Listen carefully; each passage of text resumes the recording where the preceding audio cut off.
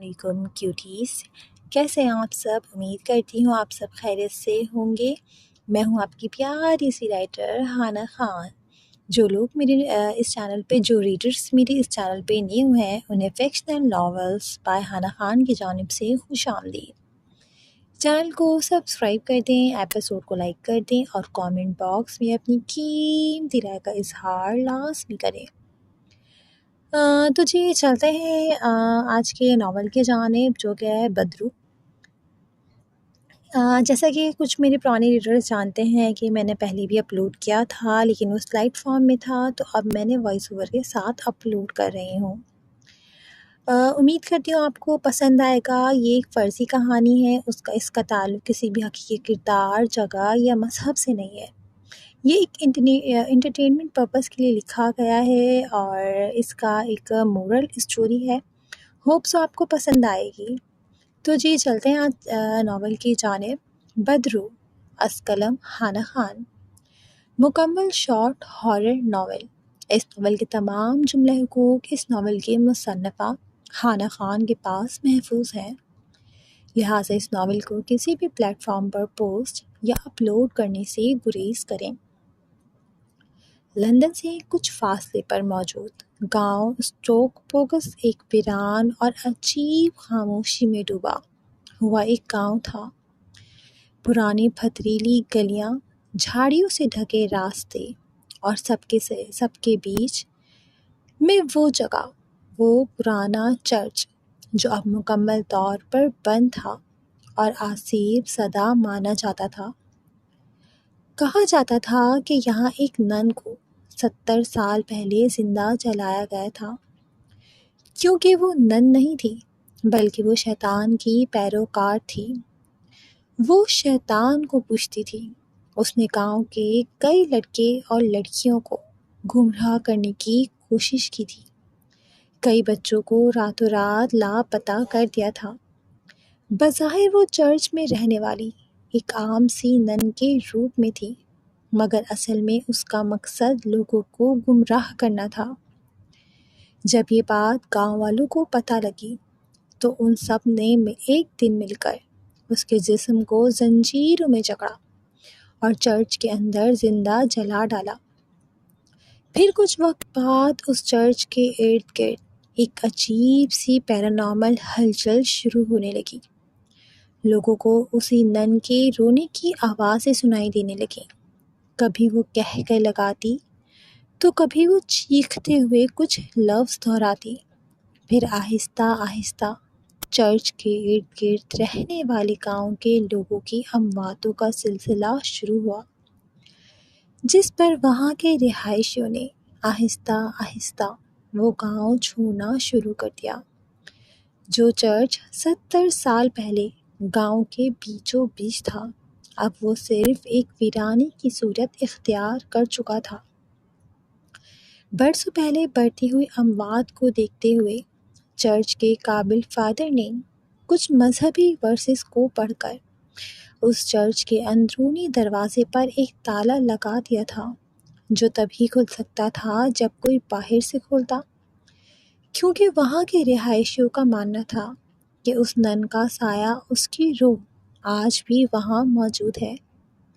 مگر افسوس، کچھ سالوں پہلے منع کرنے کے باوجود کچھ ٹورسٹ نے اس تالے کو کھول دیا۔ پھر وہ سب کہاں گئے کسی کو کچھ پتہ نہ چل سکا، اور ایک بار پھر شروع ہوا تھا وہ کھیل جسے سن کر لوگوں کی روح فنا ہو جاتی تھی، جسم لرزنے لگتا، روح پر وحشت طاری ہونے لگتی۔ دوپہر کا وقت تھا جب ایک بڑی کالے رنگ کی جیپ گاؤں کے حدودوں میں داخل ہوئی۔ داخلی دروازے پر زنگ آلود تختی لٹک رہی تھی، خوش آمدید اسٹوک پوگس۔ یہ کہانی شروع ہوتی ہے 6 دوستوں کے ایک گروپ سے جو لندن میں مقیم یوٹیوبر اور بلاگر تھے۔ ان کا شوق تھا دنیا بھر کی مشہور ہانٹڈ جگہوں کو وزٹ کریں اور ان کی حقیقت کو جانچیں۔ کئی بار وہ مختلف مقامات پر گئے بھی تھے، لیکن ہر بار وہ یہ مان کر لوٹ آئے تھے کہ یہ سب کچھ محض کہانیاں تھیں، صرف سسپینس اور فسانے، لوگوں کو خوفزدہ کرنے کے لیے۔ مگر آج ان کے سفر کا رخ ایک ایسی جگہ کی طرف تھا جہاں کچھ راز چھپے تھے، حقیقی اور خوفناک راز۔ جیسے ہی گاڑی گاؤں کے اندر پہنچی، سناٹا گہرا ہو گیا تھا۔ گھنے درخت، یوں درخت کے پرانے پیڑ، ہوا میں سنسناہٹ اور عجیب بے رنگ سی روشنی۔ ماحول میں کچھ ایسا تھا جو انسانی فطرت کو فوراً خبردار کر رہا تھا، جیسے کہنا چاہ رہا ہو کہ واپس چلے جاؤ۔ جیپ میں 6 دوست موجود تھے، 4 لڑکے اور 2 لڑکیاں۔ ان سب کا ہی تعلق کرسچینٹی سے تھا۔ جان، گریس، جیک، مارک اور صوفیہ اور جیکسن۔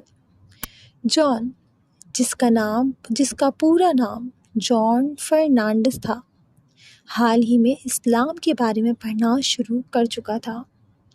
اسے صرف ہانٹڈ پلیسز کے بارے میں ہی جاننے کا کریز نہیں تھا، بلکہ وہ کافی عرصے سے الگ الگ مذہبوں کے بارے میں بھی پڑھ رہا تھا۔ مگر اب اس کا زیادہ رجحان اسلام کی طرف تھا۔ اگر یہ کہا جائے کہ وہ اب اسلام کو فالو کرنے کی کوشش کرنے لگا تھا تو غلط نہیں ہوگا۔ دل کے کسی کونے میں وہ نور ہدایت کو محسوس کرنے لگا تھا، مگر یہ بات کسی کو معلوم نہ تھی، یہاں تک کہ اس کے دوستوں کو بھی نہیں۔ اچانک گاؤں کی داخلی حدود سے ایک بوڑھا شخص تیزی سے ان کی جیپ کے سامنے آ کھڑا ہوا۔ اس کے ہاتھ میں پرانی لکڑی کی چھڑی، لمبا کوٹ، چہرے پہ جھریاں اور آنکھوں میں عجیب سی ویرانی تھی۔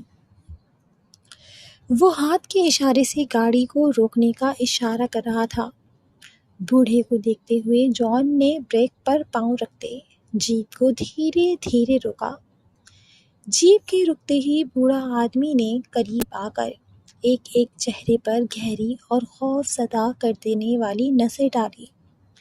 پھر وہ ارد گرد دیکھتا خوف زدہ لہجے میں سرگوشی میں بولا، جیسے ڈر ہو وہ بدرو کہیں سن نہ لے، رک جاؤ، آگے مت جاؤ، تم جس جگہ جا رہے ہو وہاں کوئی انسان نہیں بچتا، وہاں ایک عورت کی روح ہے جو سالوں پہلے جلائی گئی تھی۔ وہ شیطان کو پوجتی تھی، سالوں پہلے اسے وہیں زندہ جلا کر قید کر دیا گیا تھا، ہمیشہ کے لیے، مگر اب وہ آزاد ہو چکی ہے، وہ اب بھی وہاں ہے، جو بھی اندر جاتا ہے وہ واپس نہیں آتا۔ بوڑھے شخص کی کہی گئی بات پر گریس، جو باقی سب سے زیادہ حساس تھی، اس کا رنگ خوف سے زرد پڑا، جبکہ لب بے ساختہ پھڑپڑائے۔ مجھے اچھا محسوس نہیں ہو رہا، مجھے لگتا ہے ہمیں واپس چلنا چاہیے۔ اس سب میں جان خاموش تھا، وہ سنجیدگی سے بوڑھے کو دیکھ رہا تھا، جیسے اس کی باتوں میں کتنا سچ ہے وہ جاننے کی کوشش کر رہا ہو۔ تبھی مارک بولا، یار مجھے بھی عجیب لگ رہا ہے، مجھے بھی یہی لگتا ہے کہ ہمیں شاید واپس چلے جانا چاہیے۔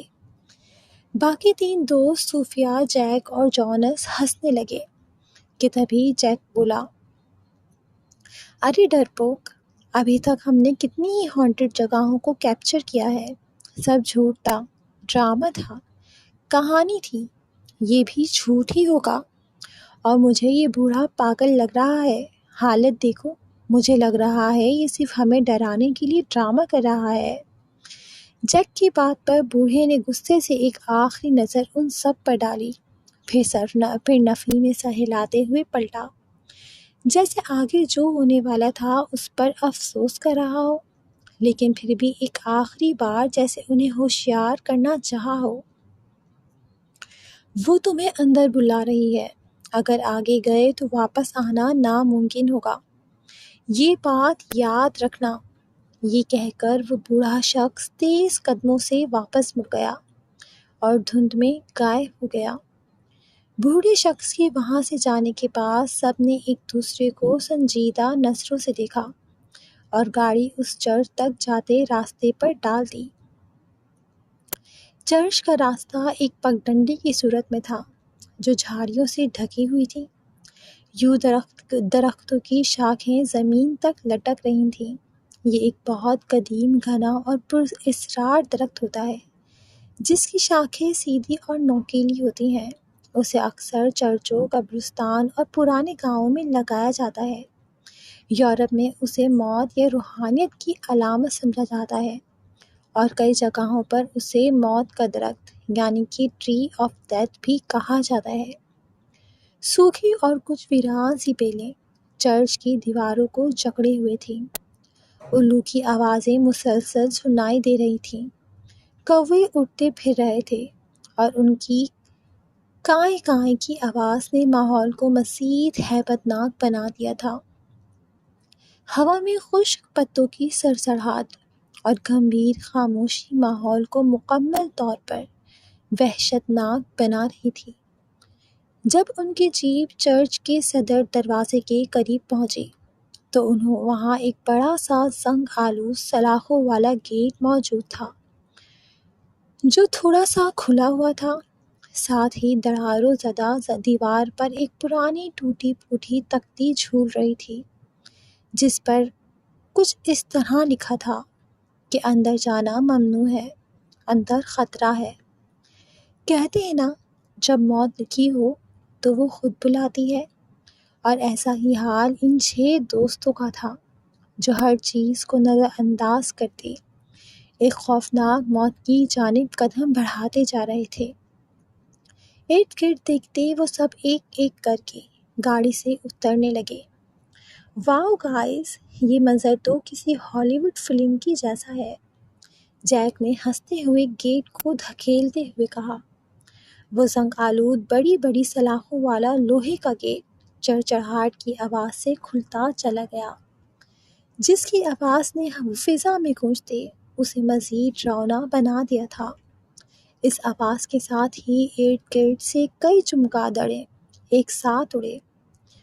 الو کی آوازوں نے مزید تیزی اختیار کر کے ماحول پر ہیبت طاری کی، اور کوے دیواروں پر سے پھڑپڑاتے ہوئے نکلتے چلے گئے۔ چرچ کے اندرونی صدر دروازے کے سامنے سب رک گئے، جو لکڑی کا بہت بڑا اور بھاری دروازہ تھا۔ بوڑھے نے کہا تھا یہ ایک تالا لگا تھا، مگر اب وہ نہیں تھا۔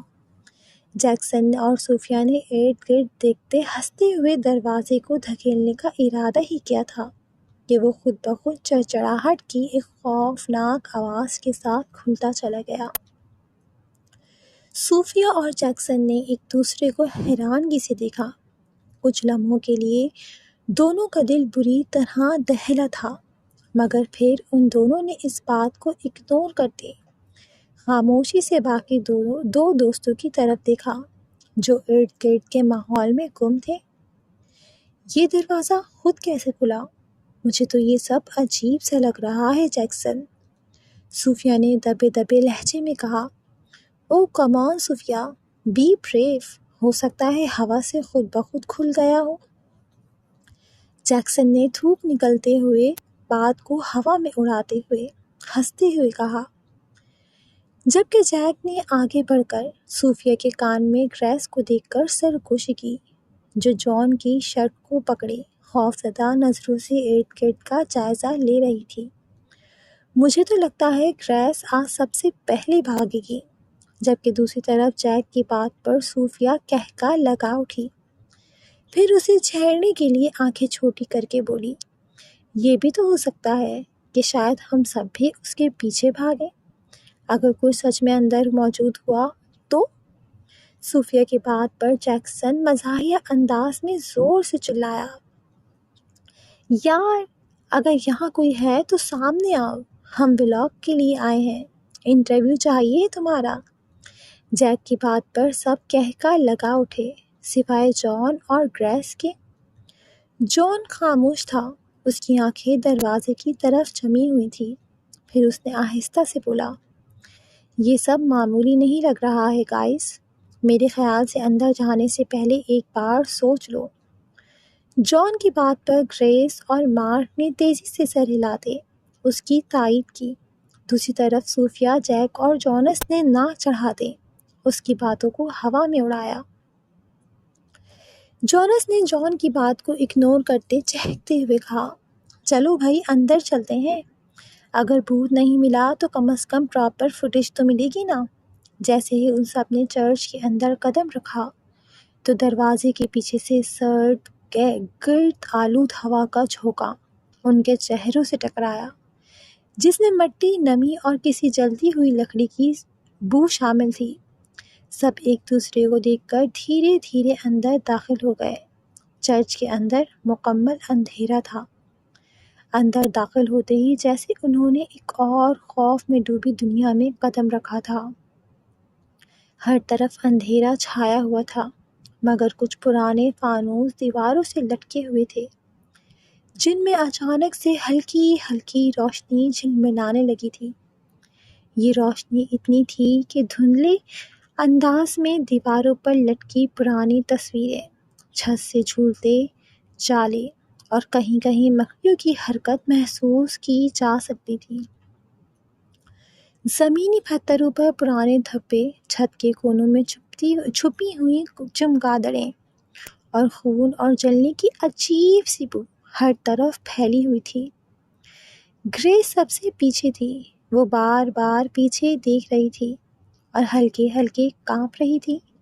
جان کے چہرے پر سنجیدگی تھی، اس نے ارد گرد کا ماحول بغور دیکھا جیسے کچھ تلاش کر رہا ہو۔ گریس سہم کر جان کے قریب ہو گئی، اس کی آواز کانپ رہی تھی، مجھے اچھا نہیں لگ رہا، ہمیں واپس چلنا چاہیے۔ مارک، جو کچھ دیر پہلے بوڑھے آدمی کی بات سن کر کچھ خوف زدہ ہو گیا تھا، اب ایک دم سے ریلیکس سا تھا اور زور سے ہنس کر بولا، ڈرنے کی ضرورت نہیں ہے، ہم ویڈیو بنا رہے ہیں، یہاں کوئی جن بھوت نہیں ہے اور نہ ہی ان چیزوں کا وجود ہوتا ہے۔ مارک کی بات پر صوفیہ مسکرائی، پھر اس کی سرگوشی نما آواز اس چرچ میں گونجی، یہ جگہ بہت پرانی لگتی ہے، مگر اس بوڑھے شخص نے تو کہا تھا کہ یہاں کوئی نہیں آتا، تو یہ فانوس جل کیسے رہے ہیں؟ یقیناً وہ بوڑھا شخص جھوٹ بول رہا تھا ہوگا۔ صوفیہ کی بات پر جیک اور جونس نے سر ہلایا، جبکہ جیک نے بھی ایک ایک چیز کو اشتیاق سے دیکھتے ہوئے دھیرے سے قہقہ لگاتے ہوئے کہا، بس اب کوئی بھوت نکل آئے تو ویڈیو مکمل ہو جائے۔ جب ہم اسے اپنے چینل پر ڈالیں گے تو میں گارنٹی سے کہتا ہوں ہٹ جائے گی ویڈیو۔ جبکہ مارک نے اب بھی ہنستے ہوئے اسے جواب دیا، ایسا کچھ نہیں ہوتا، یہ سب لوگوں کی کہانیاں ہوتی ہیں، لوگوں کو ڈرانے کے لیے بس۔ جبکہ دوسری طرف اب جیکسن خاموشی سے چرچ کے مرکزی ہال کی طرف دیکھ رہا تھا، جیسے کچھ محسوس کرنا چاہ رہا ہو۔ پھر اچانک سے چرچ کے بڑے گھڑیال نے 12 بجائے، حالانکہ ابھی دن کا وقت تھا، اور اچانک سے رات کے 12 بج گئے تھے۔ کیسے؟ ہر طرف خوب اندھیرا پھیلنے لگا تھا، جیسے کبھی سورج نکلا ہی نہ ہو۔ دیواروں پر سائے بننے لگے اور ہوا کا ایک اور جھونکا اندر آیا، زیادہ سرد اور وزنی، اور اچانک سے ٹھک کی آواز کے ساتھ داخلی لکڑی کا دروازہ بند ہو گیا، جس پر سب تیزی سے پیچھے مڑے۔ اس سے پہلے کوئی کچھ بولتا یا سوچتا کہ اچانک سے چرچ کے در و دیوار سے ٹکرا کر ایک دردناک چیخ کی آواز گونجی، جیسے آگ کے شعلوں میں لپٹی ہوئی کسی وجود کی راہ۔ تم لوگ یہاں آئے اپنی مرضی سے ہو، مگر جاؤ گے نہیں، یہاں آ کر تم لوگوں نے اپنی موت کو دعوت دی ہے۔ اور پھر ہر طرف ایک نسوانی خوفناک قہقہے گونجنے لگے۔ آواز اتنی شدید تھی کہ وہاں کھڑے سب نفوس کو اپنے کانوں کے پردے پھٹتے ہوئے محسوس ہوئے، جبکہ ان سب کی چیخیں بے ساختہ تھیں۔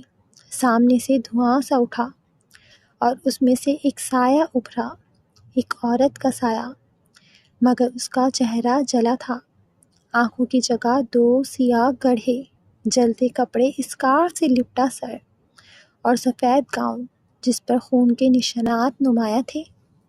وہ نن تھی، شاید وہی نن جس کا ذکر اس بوڑھے آدمی نے کیا تھا، لیکن اب انسان نہیں تھی بلکہ ایک بدروح تھی۔ اس کے قدم زمین پر نہیں پڑ رہے تھے، وہ ہوا میں اڑ رہی تھی۔ اس کی خوفناک چیخیں اس چرچ میں گونج رہی تھیں، کبھی کہکے، کبھی رونے کی آواز، کبھی گررانے کی آواز، الگ الگ آوازیں جن میں کچھ مردانہ آوازیں بھی شامل تھیں، جو اس نن کی آواز کے ساتھ ہی سنائی دے رہی تھیں۔ دیواریں کانپنے لگیں، چرچ کی پرانی الماریاں خود بخود کھلنے اور بند ہونے لگیں۔ فانوس میں جلتی ہلکی روشنی کبھی جلتی، کبھی بند ہو جاتی کہ اچانک نن ان سب کو دیکھتے وحشت زدہ سی گررائی۔ سالوں پہلے تم انسانوں نے مل کر مجھے جلایا تھا، اب میں سب کو ویسے ہی عبرت ناک موت دے کر اپنا انتقام پورا کروں گی۔ تم سب کیا سمجھے؟ مجھے جلا دو گے تو میں مر جاؤں گی؟ ہاں ہاں، نہیں، ہرگز نہیں۔ شیطان بدروحیں مرتی نہیں ہیں، وہ وہاں ہی رہتی ہیں جہاں انہیں مارنے کی کوشش کی گئی ہوتی ہے، مگر مزید طاقتور ہو جاتی ہیں۔ تم انسانوں کو عبرتناک موت دینے کے لیے تم لوگ میرے راستے میں آئے تھے۔ تم سب مرو گے، تم سب مرو گے۔ نن کی خوفناک چنگھاڑتی آواز پر سب خوف سے بری طرح لرزے۔ جبکہ جیکسن ہمت کر کے کچھ آگے بڑھا، اسے اب بھی یہ سب کچھ ڈرامہ لگ رہا تھا۔ تم جھوٹی ہو، تم ڈرامہ کر رہی ہو، تم کوئی بہروپیہ ہو جس کا مقصد ہمیں ڈرانا ہے۔ اور جیکسن ابھی اپنی بات مکمل کرتا کہ اچانک ایک سایہ بالکل اس کے چہرے کے سامنے نمودار ہوا۔ نن کا جلا ہوا چہرہ جیکسن کے خوفزدہ چہرے سے چند انچ کے فاصلے پہ تھا۔ اس کے منہ سے سڑی ہوئی لاش جیسی بدبو آ رہی تھی۔ جیکسن کا دل ایک لمحے کو دھڑکنا بھول گیا۔ نن نے اس کی گردن دونوں ہاتھوں سے پکڑ لی۔ اس کی انگلیوں میں ایسی شیطانی طاقت تھی جیسے فولاد کا شکنجہ ہو۔ اس ویران چرچ کی خاموشی فضا میں نن کی گرراتی ہوئی ہیبت ناک آواز گونجی۔ یہ زبان اب خاموشی کے گہرے سمندر میں غرق ہونے والی ہے۔ اتنا کہتے ہی ایک بار پھر چرچ میں نن کے قہقہے گونجنے لگے، اور اگلے ہی لمحے نن نے جیکسن کو گردن سے پکڑ کر پوری قوت سے دیوار پر دے مارا۔ دھڑ دھڑ کی آواز سے وہ دیوار سے ٹکرا کر نیچے گرا۔ جیکسن کی گردن ٹیڑھی ہو گئی تھی، اس کے منہ سے جھانک نکلے، آنکھوں کی پتلیاں اوپر کو چڑھ گئیں، صرف سفیدی باقی رہ گئی تھی۔ اس کا جسم بے جان پڑا تھا، مگر چند ہی لمحوں بعد ایک سیاہ دھواں اس کے ارد گرد بہنے لگا، اور پھر جیکسن کا جسم دھیرے دھیرے دھواں میں تحلیل ہونے لگا، جیسے وہ کبھی تھا ہی نہیں۔ بس فرش پر کچھ خون کے چھینٹے پڑے رہ گئے، اور ایک بدبو ایسی جیسے گوشت کئی دنوں سے سڑ رہا ہو۔ چرچ کے ستونوں نے کراہ کر جیسے اس موت کے وحشت ناک منظر کو دیکھا تھا، اور یہ پہلی بار نہ تھا۔ پہلے بھی ان دیواروں نے ایسے خوفناک منظر کئی بار دیکھے تھے۔ صوفیہ، مارک، گریس اور جان کی آنکھوں کے سامنے جیکسن کی لاش دھوئیں میں تحلیل ہو چکی تھی۔ جیکسن! صوفیہ گلا پھاڑ کر چیخی۔ اس کی چیخیں چرچ کی دیوار سے ٹکرا کر واپس پلٹی۔ وہ لرزتے قدموں سے دروازے کی طرف دوڑی۔ پلیز کوئی دروازہ کھولو، ہمیں یہاں سے نکلنا ہے۔ اس نے دروازہ دونوں ہاتھوں سے چرچ کی بھاری لکڑی کے دروازہ پیٹنا شروع کیا۔ کسی کو تو آواز آ رہی ہوگی نا؟ پلیز پلیز ہماری مدد کرو، ورنہ یہ ہم سب کو مار دے گی۔ مارک نے ایک قدم صوفیہ کی جانب بڑھایا، جیسے اسے روکنا چاہتا ہو۔ صوفیہ رکو! مگر اگلے ہی لمحے ایک سیاہ سایہ ٹھیک صوفیہ کے پیچھے نمودار ہوا، دھندلا مگر خوفناک۔ آنکھوں کی جگہ دو دہکتے سوراخ، اور وجود میں سے سیاہ دھواں نکل رہا تھا۔ اس نے ایک جھٹکے سے صوفیہ کو پیچھے کی جانب کھینچ لیا۔ صوفیہ کی دل دہلا دینے والی چیخ فضا میں گونجی۔ مارک صوفیہ کو بچانے کے لیے اس کے پیچھے دوڑا، مگر جب تک وہ دروازے کے قریب پہنچا تو صوفیہ کو الماریوں کے پیچھے بنے اندھیرے کمرے کی طرف گھسیٹا جا چکا تھا۔ چرچ میں اندھیرا مزید گہرا ہو گیا۔ نن کی بدبو صوفیہ کو فرش پر گھسیٹتی ہوئی لے جا چکی تھی، اور اس کی چیخیں آہستہ آہستہ دھیمی ہوتی جا رہی تھیں۔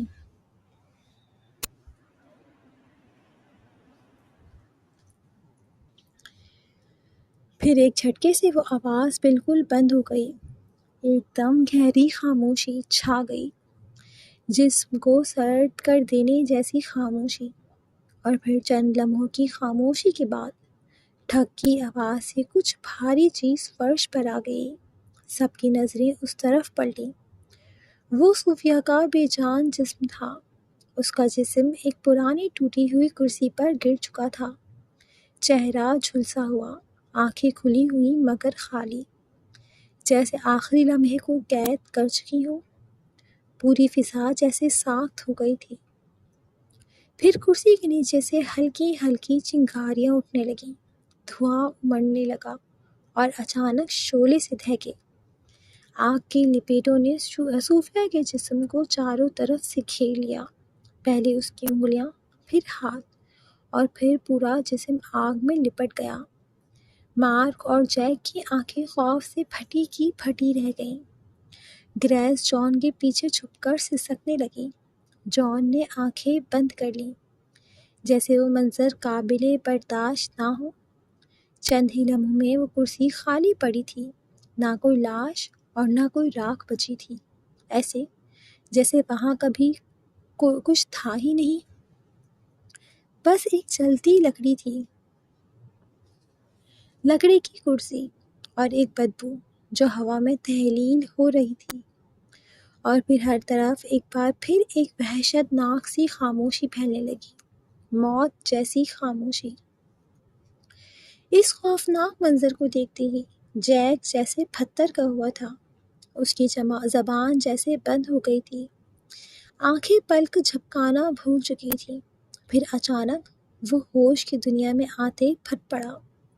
صوفیہ، صوفیہ، نہیں، تمہیں کچھ نہیں ہونا چاہیے تھا صوفیہ۔ جیک بے ربط جملے بولتا اپنے بال نوچنے لگا۔ ہمیں یہاں نہیں آنا چاہیے تھا، یہ ہماری غلطی تھی، سب کچھ غلط ہو گیا۔ وہ اپنے سر پر ہاتھ مارنے لگا، دیوار کی طرف بھاگا، پھر پلٹ کر صوفیہ کی جلی ہوئی کرسی کو دیکھنے لگا، جیسے اس کی لاش اب بھی وہیں ہو۔ اس کا چہرہ آنسو سے بھیگ چکا تھا، سانسیں بری طرح پھول رہی تھیں۔ یہ سب خواب ہے نا؟ مجھے جگاؤ، کوئی مجھے جگاؤ، ہے نا مارک؟ ایسا ہی ہے نا؟ جیکسن اور صوفیہ بالکل ٹھیک ہے، یہاں کوئی بدرو نہیں ہے، یہ ہم سب کا وہم ہے نا؟ جیک نے پیچھے قدم لیتے جیسے یقین دہانی چاہی، لیکن ایک بار پھر اس کی نگاہیں اس خالی کرسی پر پڑی، جہاں سے کچھ دیر پہلے صوفیہ کا بے جان وجود شعلوں کی لپیٹ میں غائب ہوا تھا۔ ہم سب مر جائیں گے، وہ سب کو مار دے گی، ہمیں یہاں نہیں آنا چاہیے تھا، ہم سب پھنس چکے ہیں اس ویران چرچ میں، ہم مر جائیں گے۔ جیک بے ربط جملے بڑبڑاتے پیچھے کی جانب بڑھ رہا تھا، جبکہ مارک اسے سنبھالنے کی کوشش کر رہا تھا۔ ایک دوسرے سے جدا ہونا جیسے موت کو دعوت دینا تھا۔ ابھی مارک جیک کو سنبھال ہی پاتا کہ جیک ایک جھٹکے سے خود کو چھڑوا کر فرش پر گرا۔ اسی لمحے چرچ کے پچھلے حصے میں رکھے اس بڑے موسیقی کے آلے آرگن کے پاس سے ایک بوجھل سانپ جیسی سڑسڑاہٹ کی آواز سنائی دی۔ جان نے فوراً چونک کر جیک کو آگے بڑھ کر تھامنا چاہا اور سرگوشی نما آواز میں بولا، جبکہ مارک، جان اور گریس کے چہرے پر خوف کی پرچھائیوں کے ساتھ ساتھ پسینے کی بوندیں بھی چمک رہی تھیں۔ دل بری طرح سے خوف کے باعث دھڑک رہا تھا۔ جیک، اٹھو وہاں سے، جیک وہاں مت جاؤ، وہاں کچھ ہے، کوئی ہے وہاں پر جیک۔ مگر جیک کسی کی سن ہی کہاں رہا تھا۔ وہ لڑکھڑاتے ہوئے چرچ کے اس حصے میں پہنچ چکا تھا جہاں پرانی بینچیں، 2 سیدھا مجسمے اور ایک بند تہہ خانہ موجود تھا کہ اچانک تہہ خانے کے دروازہ خود بخود کھلتا چلا گیا۔ ایک سیاہ سرخ روشنی اندر سے نکلتی محسوس ہوئی۔ اس سے پہلے کوئی سنبھال پاتا یا جیک کو اپنی جانب کھینچ پاتا کہ جیک کو ایک خوفناک سایہ کھینچتا ہوا اس تہہ خانے میں لے جا چکا تھا۔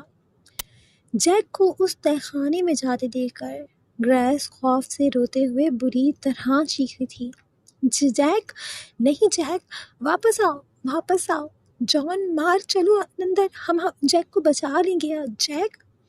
گریس کی آواز پر جان اور مارک تیزی سے تہہ خانے کے اندر جانے کی کوشش کر رہے تھے، مگر شاید دیر ہو چکی تھی۔ جیک کے اس تہہ خانے میں غائب ہوتے ہی اندر سے ایک زوردار چیخ سب کو سنائی دیتی ہے، جیسے آخری دردناک چیخ ہو، اور ایک خوفناک آواز، کٹ کٹ کٹ، کسی دھات کی کاٹنے کی، نوچنے کی آواز۔ فرش سے خون رسنے لگا۔ تہہ خانے کا دروازہ دھماکے سے بند ہو چکا تھا۔ جان تیزی سے اندر کی جانب بڑھنے کی کوشش کر رہا تھا کہ کسی طرح یہ دروازہ کھل جائے، مگر وہ دروازہ اب پتھر کی دیوار کی طرح بند ہو چکا تھا۔ بس اندر سے جیک کی آخری دبی ہوئی دردناک سسکیاں سنائی دے رہی تھیں اور ایک آخری مدد کے لیے لگائی جانے والی پکار، بچاؤ مجھے بچاؤ مجھے۔ پھر خاموشی چھا گئی، گہری خاموشی، صرف گریس کی سسکیاں اور جان کی تیز سانسوں کی آواز ہر طرف گونج رہی تھی، جبکہ مارک کی آنکھوں سے بہتے آنسو اس کے چہرے کو بھگو رہے تھے۔ مارک جنونی ہوتا آگے بڑھا اور جھٹ سے اس دیوار کے پاس جا پہنچا جہاں کچھ دیر پہلے جیک غائب ہوا تھا۔ جیک، کہاں ہو جیک؟ پلیز آواز دو، جیک، ہم تمہیں بچا لیں گے میرے دوست، پلیز آواز دو مجھے، بتاؤ تم زندہ ہو۔ وہ روتے ہوئے دیوار پر مکے مارتے ہوئے بس جیسے جیک کی آواز سننا چاہتا تھا۔ جان بھی مارک کی جانب لگا۔ دونوں نے اس تہہ خانے کے پتھر جیسے دروازے پر کئی مکے مارے، دھکے مارے۔ دونوں کے ہاتھ بری طرح زخمی ہو گئے تھے، ہاتھوں سے خون رسنے لگا تھا، مگر اندر سے جیک کی کوئی آواز نہ آئی۔ مارک تھک ہار کر گندے سے فرش پر بیٹھتا چلا گیا اور نیم پاگلوں جیسے انداز میں بولا، میں نے کہا تھا، اس بوڑھے نے کہا تھا ہمیں یہاں نہیں آنا چاہیے، ہمیں اسے سن لینا چاہیے تھا، ہم کیوں نہیں رکے، کیوں؟ بے گناہ کیا ہو گیا جیک؟ جیکسن اور صوفیہ سب مارے گئے، ہم بھی مارے جائیں گے جان، ہم سب مارے جائیں گے، وہ ہم سب کو مار دے گی۔ مارک کی حالت دیکھ کر جان کی آنکھوں سے آنسو بہنے لگے، دل تو اس کا بھی خوف کے باعث لرز رہا تھا۔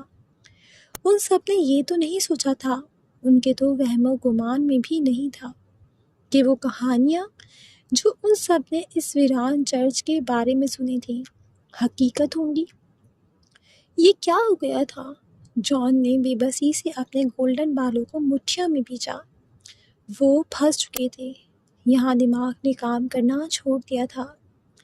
پھر مارک اٹھا اور چرچ کے ایک اور کونے کی طرف بڑھنے لگا جہاں پرانی میزیں، مجسمے اور پرانا کار کبھار پڑا تھا۔ مارک بڑبڑاتے ہوئے ایک چیز کو اٹھا اٹھا کر زمین پر پھینک رہا تھا، یہ سب بکواس ہے، یہاں سے نکلنے کا کوئی تو راستہ ہوگا، کوئی تو سرا ہوگا۔ گریس نے جان کے قریب ہوتے اس کے بازو کو تھاما۔ مارک، رک جاؤ، مت جاؤ وہاں، الگ الگ مت ہو، ساتھ رہو۔ جان پیچھے سے بری طرح سے چیخا، مگر مارک کے سر پر تو جیسے جنون سا سوار تھا یہاں سے نکلنے کا۔ وہ کسی بھی طرح سے یہاں سے زندہ باہر جانا چاہتا تھا۔ اس نے جان کی ایک نہ سنی اور بڑبڑاتا ہوا ایک بڑی سی بند الماری کے سامنے جا کھڑا ہوا۔ ہمیں یہاں نہیں آنا چاہیے تھا، ہم سب مر جائیں گے۔ میں نے کہا تھا نا واپس پلٹ جاتے ہیں، یہاں ضرور اس چرچ سے نکلنے کا کوئی راستہ ہوگا، کوئی حفاظتی اقدام جو ہمیں اس پتھروں سے بچا لے۔ اتنا کہتے ہی جیسے اس نے دروازہ کھولنے کی کوشش کی، وہ الماری خود بخود پوری قوت سے کھلتی چلی گئی اور اندر سے سیاہ دھواں میں لپٹا ہوا ایک شیطانی ہاتھ نکل پڑا جس کے گرد سرخ چنگاریاں اٹھ رہی تھیں۔ اس ہاتھ نے پلک جھپکتے مارک کی ٹانگ پکڑی اور جھٹکے سے اسے اندر گھسیٹ لیا۔ مارک! گریس نے چیخ ماری۔ جان دوڑا اور مارک کو اس کے ہاتھ سے پکڑ کر کھینچنے کی کوشش کی، مگر ایک اندھے کی طاقت تھی جو جان کو ایک جھٹکے سے پیچھے کی جانب دھکیل چکی تھی، جس کے باعث وہ ٹوٹی کرسیوں پر گر کر بری طرح زخمی ہوا۔ الماری بند ہو چکی تھی، مگر اندر سے مارک کی چیخیں خروشنے کی آوازیں سنائی دے رہی تھیں۔ مارک کی گھٹتی ہوئی چیخوں میں پکارے جانے والے الفاظ، جنہیں سن کر جان ایک بار پھر لڑکھڑاتے ہوئے لپک کر الماری کی جانب بڑھا اور اسے بری طرح جھنجھوڑنے لگا۔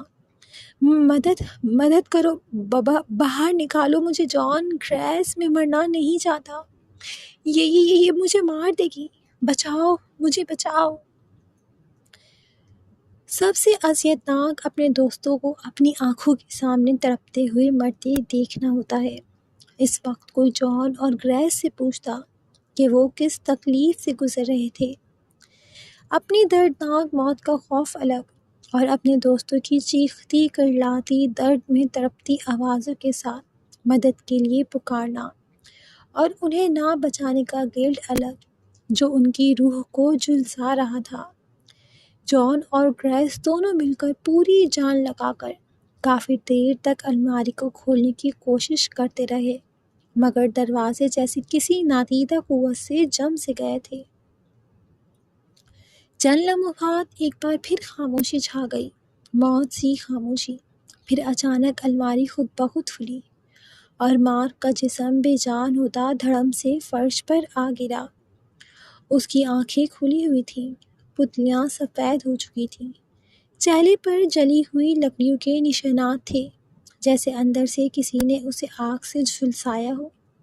وہ بدروح سب کو ویسے ہی موت کی گھاٹ اتار رہی تھی جیسے اسے مارا گیا تھا، یعنی کہ آگ سے۔ جان لرزتے قدموں سے خوف سے پیچھے ہوتا چلا گیا، جبکہ ایک دم سے گریس ایک دم سے دوزانوں ہو کر گری، خوفزدہ نظروں کا رخ مارک کے بے جان ہوتے وجود کی جانب تھا۔ تبھی اچانک مارک کے ارد گرد فرش سے آگ کے شعلے ایک دائرے کی صورت میں بھڑکنے لگے۔ گریس نے تیزی سے اٹھ کر جان کو جھنجھوڑا۔ نہیں مارک، جان وہ بھی جا رہا ہے، وہ مارک کو بھی اپنے ساتھ لے جائے گی، جان روکو اسے۔ گریس کی لرزتی آواز پر جان نے اپنی نم ہوتی آنکھوں کو بازو سے صاف کیا، جبکہ دوسری طرف مارک کے جسم کو ایک آخری جھٹکا لگا۔ ہلکی کھلی بے بسی چھلکاتی آنکھوں سے گرم سیال بیتا اس کے گالوں سے ہوتا اس کے کھلے گریبان میں جذب ہوا، اور پھر گریس اور جان کی آنکھوں کے سامنے مارک کا وجود دھواں بن کر جیسے ہوا میں تحلیل ہو گیا، جیسے وہ کبھی تھا ہی نہیں۔ گریس روتے ہوئے جان سے لپٹ گئی۔ ہم بھی مر جائیں گے جان، ہم بھی مر جائیں گے جان۔ گریس نے لرزتے لہجے میں ہچکیوں سے روتے ہوئے ہسیانی سی کیفیت میں چیختے ہوئے کہا۔ جان نے اس کے ہاتھوں کو مضبوطی سے اپنے مضبوط ہاتھ میں تھاما، اس کی آنکھوں میں آنسو اور بے بسی نے ڈیرا جمایا ہوا تھا۔ وہ چاہ کر بھی کچھ نہیں کر پا رہا تھا۔ چپ، مجھے کچھ سوچنے دو، رونا بند کرو گریس، مجھے کچھ سوچنے دو۔ اتنا کہتے ہی جان نے اپنی آنکھیں میچیں اور جیسے اپنے دماغ پر زور ڈالنا شروع کیا، جیسے کچھ یاد کرنے کی کوشش کر رہا ہو، کچھ الفاظ دہرانے کی کوشش کر رہا ہو۔ ابھی جیک کچھ سوچ ہی رہا تھا کہ ایک تیز طوفان جیسی ہوا کا جھونکا اچانک سے اٹھا اور چرچ کے شیشے کی کھڑکیاں زور زور سے بجنے لگیں۔ جان نے تیزی سے گریس کے ہاتھوں پر اپنی گرفت مضبوط کر کے اسے تھامنا چاہا۔ وہ سمجھ چکا تھا کہ اب یہ بدروح پہلے ان دونوں کو الگ کرے گی، پھر کسی ایک پر وار، مگر یہ جان کی خام خیالی ہی تھی کہ وہ اس بدروح کو ان دونوں کو الگ کرنے سے روک پائے گا۔ بس ایک تیز طوفانی ہوا کا جھونکا اٹھا اور اس تیز ہوا کے جھونکے نے ایک جھٹکے سے گریس کو اٹھا کر دیوار پر دے مارا۔ گریس! جان چیختا ہوا گریس کی جانب بڑھا کہ چرچ اس خوفناک نن کے قہقہوں سے گونج اٹھا۔ وہی نن جو بالکل گریس سے کچھ قدموں کے فاصلے پر کھڑی تھی، جان کے بالکل سامنے، جلے ہوئے کپڑوں میں لپٹی وہ خوفناک نن جس کے آنکھوں کی جگہ کالے خلا تھے، چہرہ جھلسا ہوا تھا اور منہ سے جھاگ اور خون ٹپک رہا تھا۔ وہ بدروح تھی، اب گریس کے بالکل قریب پہنچ چکی تھی۔ جان ایک دم سے ہانپتے ہوئے خوف سے چیخا۔ اس وقت وہ پسینے سے تر تھا، دل جیسے خوف سے رک رک کر دھڑک رہا تھا۔ رک جاؤ، تم کیا چاہتی ہو؟ جان کے سوال کے بدلے چرچ ایک بار پھر اس بدروح کے وحشت زدہ خوفناک قہقہوں سے گونج اٹھا۔ گریس کا سر دیوار سے ٹکرانے کی وجہ سے اس کی پیشانی سے خون بہنے لگا تھا اور وہ وہیں بے ہوش ہو کر گر گئی، کچھ خوف سے اور کچھ چوٹ لگنے کی وجہ سے۔ جان کا جسم بری طرح کانپ رہا تھا، مگر اسی لمحے ایک پر روشن سا خیال اس کے ذہن کے پردوں پر لہرایا، وہی آیتیں جو وہ یاد کرنے کی کوشش کر رہا تھا، جو کچھ مہینوں پہلے اس مسجد کے باہر کھڑے شخص نے اسے قرآن پاک تھماتے ہوئے کہی تھی۔ اس وقت اسے نہیں معلوم تھا، نہ وہ سمجھ پایا تھا کہ وہ بزرگ جو مسجد کے باہر ملے تھے، انہوں نے ایسا کیوں کہا تھا، اور اس نے بھی تجسس کے ہاتھوں وہ آیتیں یاد کر لی تھیں۔ جان ایک تیز دماغ رکھنے والا شخص تھا، ایک بار جو چیز دیکھ لیتا یا پڑھ لیتا، وہ چیز اس کے دماغ میں نقش ہو جاتی تھی، اور اس وقت بھی یہی ہوا تھا۔ مگر آج وہ سمجھ چکا تھا کہ وہ بزرگ اس کی مدد کے لیے بھیجے گئے تھے، شاید اللہ کی طرف سے، مگر کچھ دیر پہلے خوف نے اس کے دماغ کو جیسے مفلوج کر دیا تھا۔ وہ کچھ سوچ نہیں پا رہا تھا۔ اپنے عزیز الجان لوگوں کو اپنی آنکھوں کے سامنے مرتے دیکھنا کیا آسان ہوتا ہے؟ نہیں، ہرگز نہیں۔ یہ اس وقت کوئی جان اور گریس سے پوچھتا کہ وہ جیتے جی بھی مر چکے تھے۔ بیٹا، یہ کتاب اللہ کا نور ہے۔ اگر کبھی تیرے سامنے اندھیرا چھا جائے اور دنیا کے سب در بند ہو جائیں تو یہ کلام پاک تجھے ہر شر سے محفوظ رکھے گا۔ یاد رکھ، سورہ فلق، سورہ ناس اور آیت الکرسی یہ صرف الفاظ نہیں ہیں، یہ اللہ کی ڈھال ہے۔ اگر تو سچے دل سے ان کی تلاوت کرے گا تو تیرے گرد ایسا نور اترے گا کہ کوئی بدی تجھ تک نہیں پہنچ پائے گی، تو ہر بری بلا اور شر سے محفوظ رہے گا۔ جون کی آنکھوں میں ایک چمک سی ابھری اور اس نے تیزی سے اپنی آنکھیں کھولیں۔ ابھی وہ بدروح گریس کی طرف جھکنے ہی والی تھی کہ جان نے لرزتی ہوئی آواز میں تلاوت قرآن پاک شروع کی۔ سورہ فلق۔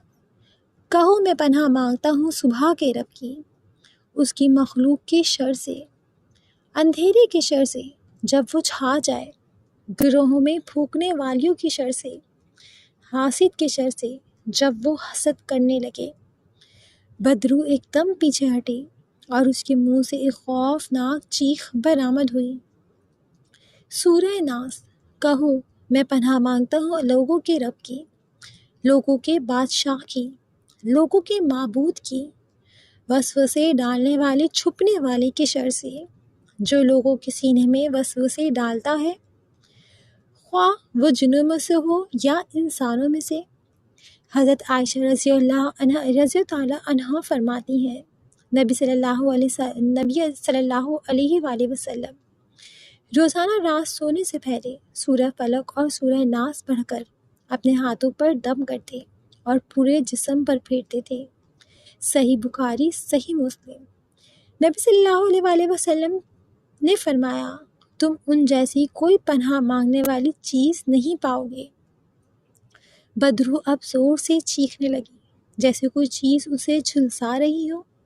آیت الکرسی، اللہ کے سوا کوئی عبادت کے لائق نہیں، وہ زندہ ہے، سب کو سنبھالنے والا ہے، نہ اسے اونگ آتی ہے نہ نیند، اسی کا ہے جو کچھ آسمانوں میں ہے اور جو کچھ زمین میں ہے۔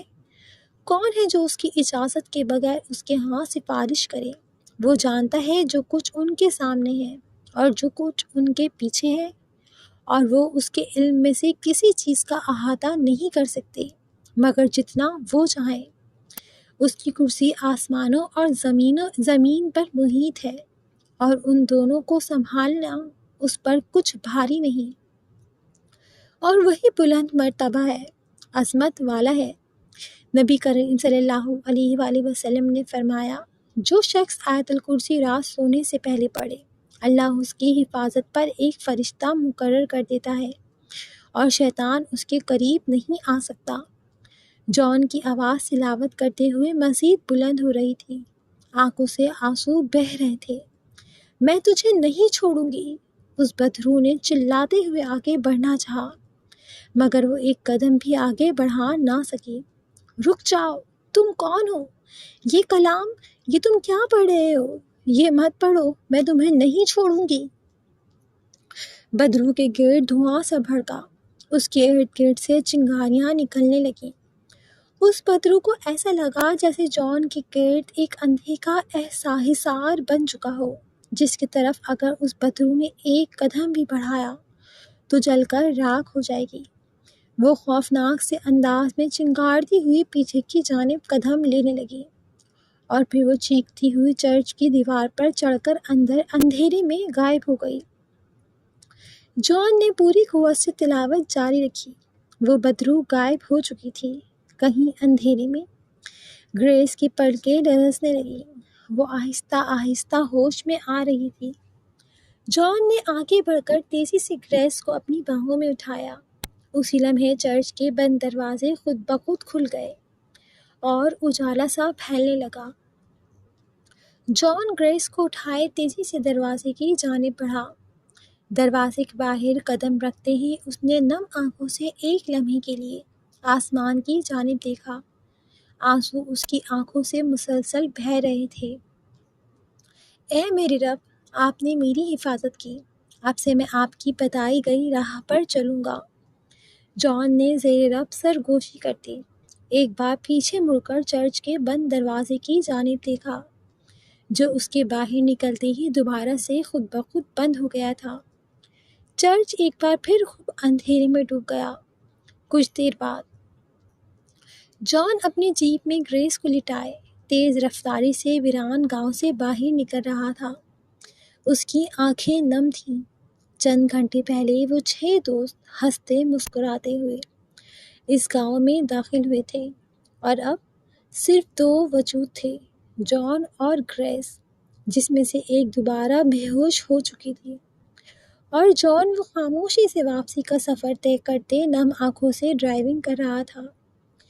جیسے ہی جان کی گاڑی دوبارہ سے اس گاؤں میں داخل ہوتے گیٹ کے پاس سے گزری، اس بوڑھے شخص نے چونک کر اس گاڑی کو غور سے دیکھا۔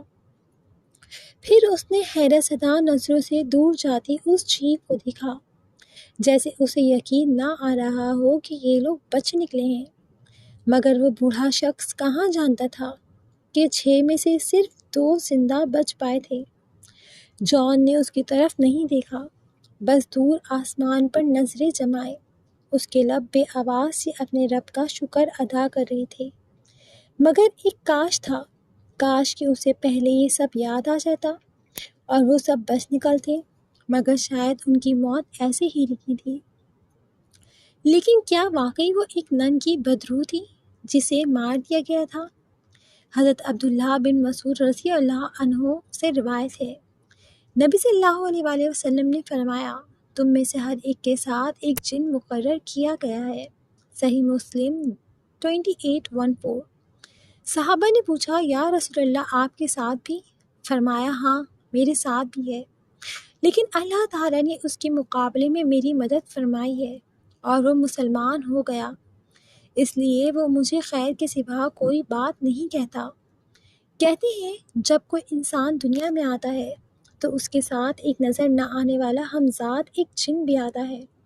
اگر وہ انسان نیکی اور روشنی کی طرف بڑھتا ہے تو وہ ہمزاد بھی خاموش ہو جاتا ہے، پیچھے ہٹ جاتا ہے۔ لیکن اگر وہی انسان گناہ، کفر یا خودکشی جیسے قدم اٹھا لے تو وہی ہمزاد شیطان بن کر باقی دنیا کو اندھیرے میں دھکیلنے لگتا ہے۔ وہ انسان کی صورت میں بھٹکتا ہے، اس کی آواز میں بولتا ہے اور ان جگہوں کو آسیب زدہ بنا دیتا ہے جہاں وہ انسان مرا تھا۔ یہ قرین انسان کا دل میں وسوسے سے ڈالتا ہے، اس کے اعمال پر اثر انداز ہوتا ہے، اور اگر انسان اللہ کے ذکر سے غافل ہو جائے تو یہی قرین اسے تباہی، گناہ اور خودکشی جیسے اندھیرے راستوں کی طرف لے جا سکتا ہے۔ بعض یہی سرکش جنات ان جگہوں پر قابض ہو جاتے ہیں جہاں ظلم، خودکشی یا نافرمانی کے ساتھ موت ہوئی ہو، اور وہ مرے ہوئے انسان کی صورت، آواز اور حرکت اختیار کر کے دوسروں کو گمراہ کرتے ہیں۔ یاد رکھیں، یہ بدروح حقیقت میں انسان کی روح نہیں ہوتی، بلکہ وہ جنات ہوتے ہیں جو شیطانی فریب کے ساتھ ظاہر ہو کر خوف، گمراہی اور نحوست پھیلاتے ہیں۔ ان سے نجات کا صرف ایک ہی راستہ ہے، قرآن کی تلاوت، اللہ پر یقین اور سورہ فلق اور سورہ ناس اور آیت الکرسی جیسے کلام الہی کی طاقت۔ جو لوگ اللہ کے ذکر سے جڑ جاتے ہیں وہی بچ جاتے ہیں اور باقی صرف داستان بن جاتے ہیں۔ جو اللہ کے ذکر سے جڑ جاتا ہے وہی بچ جاتا ہے، اور جو غافل ہو جائے وہ کہانی بن کر رہ جاتا ہے۔ کیا یہ اختتام تھا اس کہانی کا؟ کیا وہ بدروح مر چکی تھی، یا پھر ہوگا کسی اور نئی کہانی کا انداز؟ کیا اگلی بار کوئی بچ پائے گا اس بدروح کے شر سے؟ امید کرتی ہوں آپ کو یہ چھوٹی سی کہانی، چھوٹی سی ہارر اسٹوری پسند آئی ہوگی۔ اگر آپ اپنی قیمتی رائے کا اظہار کمنٹ باکس میں کر دیں تو مجھے اچھا لگے گا۔ نیکسٹ ہارر ناول کا ٹاپک کس ٹاپک پہ پڑھنا چاہیں گے کمنٹ میں لازمی بتائیں، اور یس، ویڈیو کو لائک لازمی کریں اور چینل کو سبسکرائب بھی۔ امید کرتی ہوں اب آپ سے ملاقات ہوگی اگلے ایپیسوڈ کے اگلے کسی ہارر ناول کے ساتھ۔ جو آپ پڑھنا چاہیں ٹاپک مجھے بتا دیں، میں اس ٹاپک پہ لکھنا پسند کروں گی۔ تب تک کے لیے خوش رہیں، آباد رہیں، ہنستے مسکراتے رہیں، اور اپنی رائٹر کو دعا میں یاد رکھیں۔ اللہ حافظ۔